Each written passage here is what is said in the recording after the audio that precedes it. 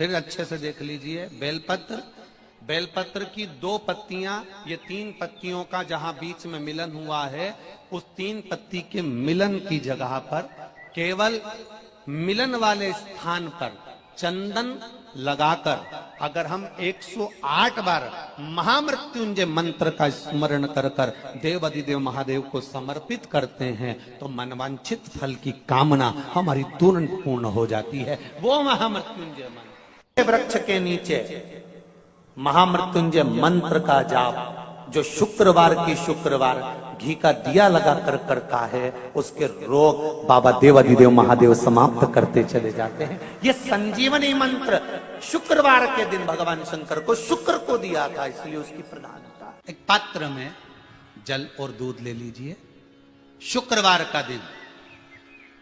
तो कहोगे गुरुजी ये कथा कहां से निकाल के लाए हो? तो विष्णु पुराण में से आप उसको स्मरण कर सकते हो। काय में से? विष्णु पुराण में से। एक पात्र में देसी गाय का दूध, जल उसमें रखकर, और आपके अगर लड्डू गोपाल हो, यदि आपके घर में ठाकुर जी हो, लड्डू गोपाल हो, विष्णु जी का कोई स्वरूप हो, श्री हरि का कोई स्वरूप हो, तो उस पर शुक्रवार के दिन आप संध्या के समय पर दुर्वा डालकर उस दुर्वा से अगर लक्ष्मी जी के नामों का 108 बार उच्चारण कर कर घी का दिया लगाकर कैसर के चावल साथ में रखकर केवल उस जल का और दूध का मात्र छींटा देते हो तो उसके घर में कभी लक्ष्मी की कमी नहीं आ सकती, संपदा बढ़ती चली जाती है। 108 बार लक्ष्मी के नाम का मात्र उच्चारण कर लेने पर भगवान विष्णु के चरणारविंद पर, भगवान विष्णु के चरणों पर केवल उस दुर्वा का जल का दूध का सींचन कर देने से भी लक्ष्मी की वृद्धि होती,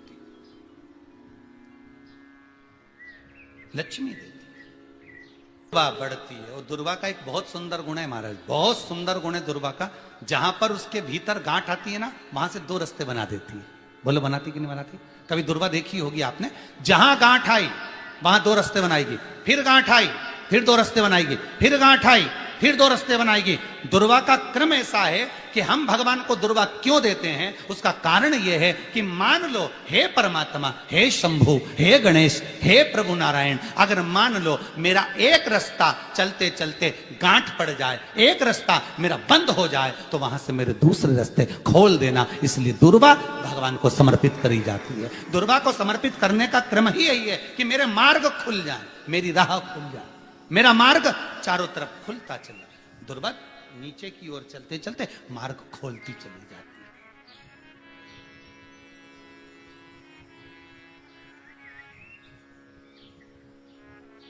अमृत है ये, इसलिए नष्ट नहीं होती। तोड़ के रख लेना, प्रैक्टिकल करके जरूर देखना, सियोर वाला महाराज कहीं झूठ तो नहीं बोल रही है। तोड़ कर रखो दुर्वा को, बोरी में भर कर रखो।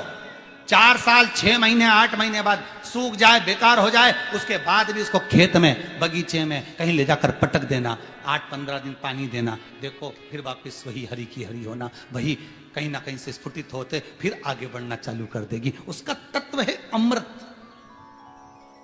वो अमर है, मरती नहीं, फिर चालू हो जाती। शिव कहते हैं यही अमरता है, यही अमरता है कि दुख आया तो मरने की नहीं सोचना है। तकलीफ आई, कष्ट आया, रोग आया, बीमारी आई, थोड़ा सा तकलीफ आ गई, थोड़ी बीमारी आ गई, थोड़ा दुख आ गया, तो ये मत सोचना मैं मरना है। नहीं नहीं नहीं, अभी तो और जीना है। तो किस लिए जीना है? कोई कहेगा इसको कहीं आसक्तियां होंगी, घर की, परिवार की, कुटुंब की, कबीले की, इसलिए करा। अब जितनी जिंदगी दी उस मालिक ने, अब मैं उसका भजन करूं। दुर्वा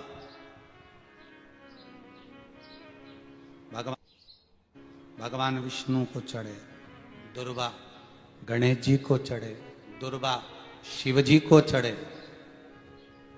दुर्वा ब्रह्मा को चढ़े, दुर्वा इंद्र को चढ़े, दुर्वा पितरों को चढ़े। कितना सुंदर कहा है। जिसके घर में पितृदोष प्रबल होता है, बहुत प्रबल पितृदोष है, तो उसके घर के जहां पानी का मटका रखा था, पितृदोष मालूम है ना? पितृदोष का लक्षण क्या होता है? 1 रुपए कमाओ, 1.25 रुपए खर्च हो, समझ लेना पितृदोष। रात्रि को सो गए तुम, बड़े नींद आ गई तुमको, बहुत प्रेम से सो गए, सोने के 1.5 घंटे या 2 घंटे बाद तुम्हारी नींद खुल जाए और कम से कम आधे घंटे तक तुमको भूख लग रही हो, समझ लेना पितृदोष है। सोकर उठने के बाद में जैसे ही 1-2 घंटे की नींद हो गई और अचानक नींद खुल गई और तुम्हें भूख लग रही है, भूख लग रही है, प्यास लग रही है बहुत तेज, अभी सोए हो 1.5 घंटा ही हुआ, 2 घंटा ही हुआ, भूख लगने लगी, बहुत तेज भूख लग रही है, समझ लेना पितृदोष है।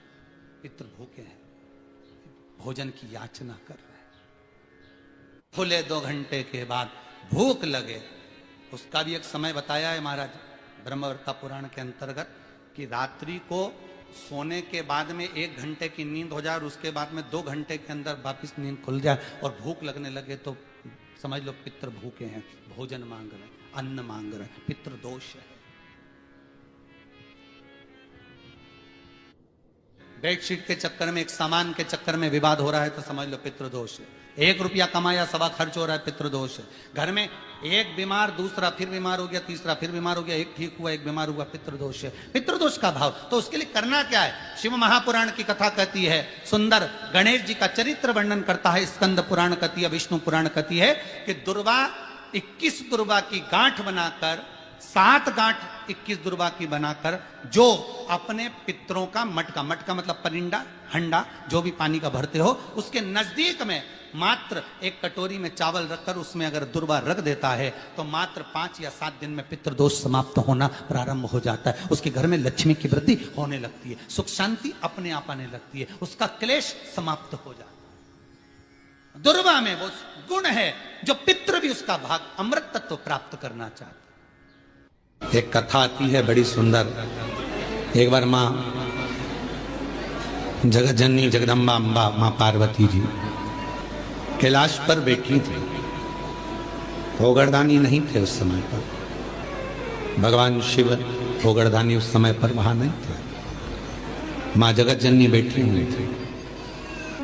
एक बूढ़ा ब्राह्मण, साधारण सी जिंदगी जीने वाला, बिल्कुल सहजता का जीवन जीने वाला, अपने काम में चलते चलते चलते चलते जा रहा।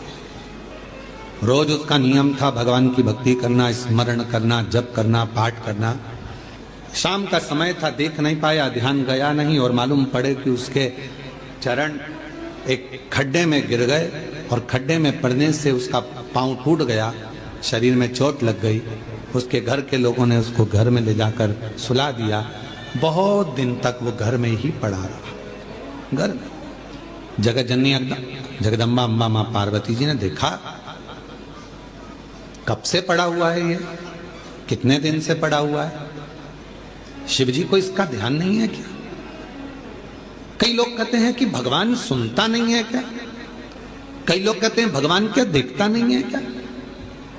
हम इतना भजन करते हैं और हमारे एक रिश्तेदार हैं वो हमको तकलीफ देते रहते हैं और इतना फूल रहा फल रहा, हमारे पड़ोसी इतने फल रहे फूल रहे जो भगवान के मंदिर तक नहीं जाते, लोगों को परेशान करके रखा है, उसके बाद भी उसके यहाँ भगवान इतना दिए जा रहा है। क्या भगवान नहीं है क्या? क्या भगवान की आंखें नहीं है क्या? लोग कहते हैं। हम इतना तपस्या करें, भजन करें, कीर्तन करें और दुख भी हमें ही आ रहा है, और वो इतना कष्ट देने के बाद दुनिया के लोगों को चूसे जा रहा है, धन लिए जा रहा है, लिए जा रहा है, लिए जा रहा है, लोगों को कष्ट दिए जा रहा है और उसके बाद भी फल फूल रहा है। क्या भगवान नहीं है क्या? है तो फिर जो इतना दुनिया को कष्ट दे रहा है वो इतना फल फूल क्यों रहा है? उसका कारण आज का नहीं है, पूर्व का है। कोई पिछले जन्म का उसने अच्छा कर्म करा होगा तो आज उसको भगवान ने इतना गाड़ी बंगला सत्ता वैभव जायदाद सब पूर्व का करा होगा, आज भोग रहा। और आज आने के बाद अगर वो बेकार कर्म कर रहा है तो एक जन्म नहीं, ना जाने कितने जन्म भोगेगा। और तू आज अच्छा कर रहा है, दुख मत मना। तूने पूर्व में कोई गलत कर्म करा होगा तो आज तेरे पास में ना थोड़ा धन कम है, वैभव कम है, सत्ता कम है, पर तेरे पास भजन तो ज्यादा है ना। भजन तू कर रहा है, शिव की आराधना कर रहा है, साधना कर रहा है, कर ले, अगला जन्म सवर जाएगा तेरा। फिर तुझे कोई जन्म नहीं लेना पड़ेगा, कोई जन्म, फिर तुझे कोई जन्म नहीं लेना। पार्वती जी की आंखों में जल भर गया कि कितना साधारण ब्राह्मण है और इतना इतना तप करने वाला, इतना साधना करने वाला, पूजन करने वाला, पांव टूट गया, शरीर टूट गया और पड़ा हुआ है। शिव जी का ध्यान नहीं है क्या? थोड़ी देर बाद भगवान शंकर आ गए, पार्वती जी उनसे रूठ कर बैठ गए। क्यों? क्योंकि भक्तों की दशा नहीं देखी गई, भक्तों की दशा नहीं देखी गई, माता से रूठ कर बैठ गए। शिव जी ने पार्वती जी से कहा, क्या बात है जगत जननी, तुम आज रूठी हुई सी दिखती हो? प्रभु आप इतने बड़े दयालु है, भगवान ने आपको 3-3 नेत्र दिए हैं, उसके बाद एक ब्राह्मण भक्त की दशा नहीं देखी जा रही तुमसे? जो रोज मंदिर जाता था, रोज भजन करता था, उसके पांव में चोट लग गई, कमर टूट गई, पांव टूट गया, वो पड़ा हुआ है पलंग पर, उसकी दशा नहीं देखी जा रही तुमसे? उसके पांव सही नहीं कर सकते, उसकी कमर सही नहीं कर सकते? शिव जी ने कहा, पार्वती कमर और पांव तो मैं एक बेलपत्र दूं उसको और खाएगा और वो ठीक हो जाएगा, पर मैं चाहता हूं कि थोड़ा समय वो पलंग पर पड़ा रहे, थोड़ा समय वो पलंग पर रहे, पलंग पर पड़ा रहे। हाँ, वो तुम्हारे को भज रहा है, तुम्हें जप रहा है, तुम्हारी आराधना कर रहा है, और तुम कह रहे हो उसको पलंग पे पड़े रहने दो। हाँ पार्वती जी, उसको पड़े रहने दो। पार्वती जी नहीं मानी और पार्वती जी ने जाकर एक बूढ़ी का रूप रखकर उसको, पार्वती जी ने थोड़ा सा जल पिलाकर उसको पूरा स्वस्थ कर दिया। जैसे ही वो स्वस्थ हुआ, 4 दिन निकले, वो 4 दिन बाद निकल कर जा रहा था, वन से एक सिंह आ गया और शेर आकर उसको खा गया और उसका जीवन समाप्त हो गया। पार्वती जी ने कहा, जिसको मैंने ठीक करा था वो तो मर गया, मर गया, सिंह ने खा लिया, प्राण छूट गए उसके, वो मर गया। शिव जी के पास गई पार्वती जी, वो मर गया प्रभु, जिसको मैंने ठीक करा था उसके प्राण छूट गए। शंकर भगवान कहने लगे, पार्वती तुम जान नहीं पाई मुझे, हे जगत जननी, मैं काल अधिपति महाकाल हूं, मैंने उसकी मौत को देख लिया था, इसलिए तुझसे कहा था कि इसको पलंग पर पड़े रहने दे। ये पड़ा रहता, इसकी मौत टल जाती और ये ठीक होकर फिर अपने काम में लग जाता, पर तुम्हें चलने नहीं। आप में से कई लोग हैं ऐसे जो भगवान को दोष देते हैं, कई लोग कथा श्रवण करने वाले भी ऐसे हैं जो परमात्मा को दोष देते हैं। हम इतना पूजन पाठ करते हैं तो दुखी हैं, हम जल चढ़ा रहे हैं तो दुखी हैं, हम मंदिर जा रहे हैं तो दुखी हैं, वो व्यक्ति इतना फल फूल रहा है, वो ऐसा कर रहा है, हम दुखी हैं। हम ना परमात्मा को धन्यवाद देना कि मैं तेरी निगाह में हूं, धन्यवाद दो। थोड़ा सा कष्ट आ गया तो रोना नहीं, भगवान को धन्यवाद देना कि कोई बड़ा दुख आने वाला था, थोड़े से दुख पर निकाल दिया। हाथ में लग गई, पांव में लग गई, घर में पड़े हो ना, तो परमात्मा चाहता है कि तेरे साथ कोई घटना घटने वाली थी, तो निपटने वाला था, इसलिए हाथ पैर तोड़कर तुझे घर के अंदर पटक दिया कि तेरी जिंदगी बच जाए, तुझे कहीं जाना ना पड़ जाए। मेरी जीजी हो, कभी कभी जब आपको ऐसा लगने लगे कि बहुत अकेली हूं, सबने साथ छोड़ दिया, कोई मेरा साथ नहीं देता, परिवार नाते रिश्ते कुटुंब कबीले सब मुझे छोड़ दिए, तब शंकर के मंदिर में जब आप बैठे हो या जल चढ़ा रहे हो, तो वहां की जो रज है, वहां की जो मिट्टी है, वहां का जो कण है, वहां की जो रज है, मिट्टी है, उसको भी अगर अपने मस्तक पर चढ़ाओगे तो निश्चित है उस रज में ना जाने कौन सा शिव भक्त अपने मस्तक पर त्रिपुंड लगाकर आया होगा, शरीर पर भस्म लगाकर आया होगा, वो भस्म की कण जमीन पर गिरी होगी, वो कण जब हमारे शरीर पर लगेगी तो निश्चित है कि तुम्हारा दुख कटेगा जरूर, वो दुख समाप्त जरूर, दुख समाप्त।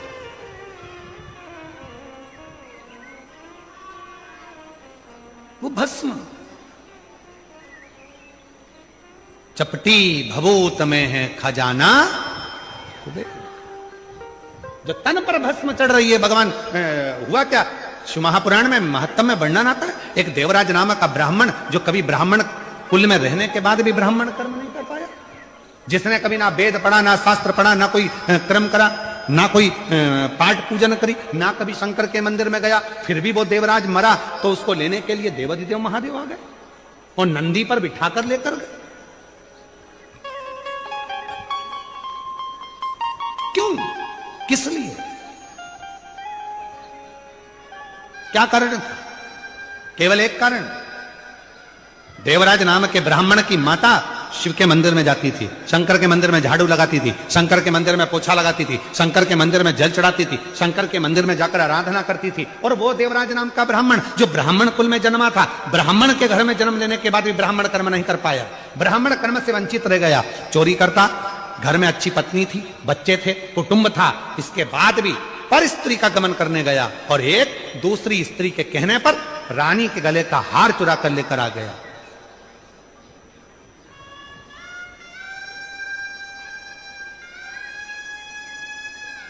और वो हार जो रानी के गले का चुरा कर लाया, दूध पीछे पड़े, शरीर में ताप पड़ने लगा, बुखार आने लगा, कहां जाऊं। शंकर का एक टूटा सा मंदिर था, शिवालय था, उसमें जाकर छुप कर बैठ गया। दूत ढूंढते रहे, वो शिवालय में बैठा हुआ है और कांप रहा है। और उसी शिवालय में शिव महापुराण की कथा चल रही थी। कथा उसके कानों में पड़ी, जैसे ही महादेव का नाम लिया गया, हर हर महादेव कहा गया, बोलते से देवराज के सिर में दर्द हो रहा था, बाहर निकल गया। बेलपत्र के वृक्ष की छांव में, बेलपत्र के वृक्ष की छांव में उसने अपने प्राणों को त्याग दिए। और जैसे ही प्राण त्यागे, मेरे वो घरदानी उसको नंदी पर बिठाकर ले जा रहे हैं। देवराज ने प्रश्न कर दिया कि मेरे जैसा पापी, जिसने ना कभी भजन करा, ना संकीर्तन करा, ना कीर्तन करा, ना मंदिर में जल चढ़ाया, ना कभी मंदिर में दीप जलाया, ना कभी मंदिर में आराधना करी, ना मंदिर में कभी साधना करी, ना मैंने कोई मंत्र पढ़ा, ना वेद पढ़ा, ना शास्त्र पढ़ा, और मेरे जैसे पापी का उद्धार आपने कर दिया, ऐसा मैंने करा क्या? तब भगवान देवाधिदेव महादेव ने डमरू का नाद कर कर कहा, देवराज तूने कुछ नहीं करा, पर तेरी माता मंदिर जाती थी, जल चढ़ाती थी, और जब घर आती थी उसके शरीर में, उसके कपड़ों में, उसके शरीर में मंदिर की मिट्टी, मंदिर की रज, मंदिर का जल उसके शरीर में लग जाता था। और वो जब घर आती थी, वो रज उसके घर में चारों तरफ फैल जाती थी। उस रज के छूने से तेरी बुद्धि सही हो गई और तू चोरी का धन लेकर भी शंकर के मंदिर में चले गया और वहां तेरा उद्धार हो गया। वो रज में इतनी महत्व, वो रज